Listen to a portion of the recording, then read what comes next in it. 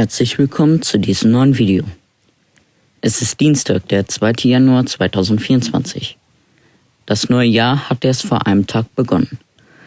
Japan Airlines Flug 516 ist auf dem Weg von Sapporo nach Tokio Haneda.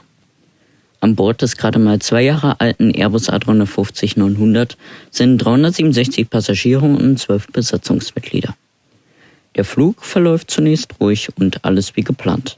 Auch am Flughafen Tokio gibt es keine Verspätungen oder Flugausfälle, obwohl es einen Tag zuvor im Westen von Japan ein schweres Erdbeben gab, bei dem mindestens hunderte Menschen verletzt wurden. Ich glaube, ihr habt auch davon gehört. Um den Betroffenen zu helfen, wurden unter anderem die Küstenwache hinzugezogen, die auch mit Flugzeugen Hilfsgüter in die betroffenen Gebiete fliegt.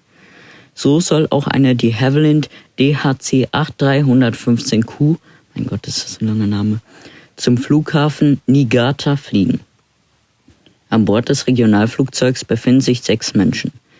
Während sich also die DHC-8 auf dem Weg zu Runway 34 rechts macht, befindet sich Japan Airlines Flug 516 im Landanflug auf dem Flughafen Haneda.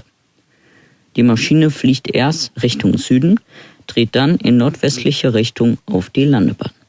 Dann das Unglück. Während JL 516 landet, befindet sich das Flugzeug der Küstenwache zum Starten auf der Landebahn. Die beiden Flieger kollidieren, der A350 verliert das Bugfahrwerk und rollt brennend über die 34R, bevor sie endlich zum Stehen kommt. Alle Passagiere können das Flugzeug evakuieren und es gibt noch mindestens 17 Verletzte. Anders sieht es bei der de Havilland aus. 5 der 6 Besatzungsmitglieder sterben, ein Pilot überlebt schwer verletzt. Es ist das erste Flugzeugunglück im Jahr 2024 und das erste eines A350. Auf verschiedenen Videos ist der Crash zu sehen. Auch ein Passagier filmt von innen das brennende Flugzeug nach der Landung.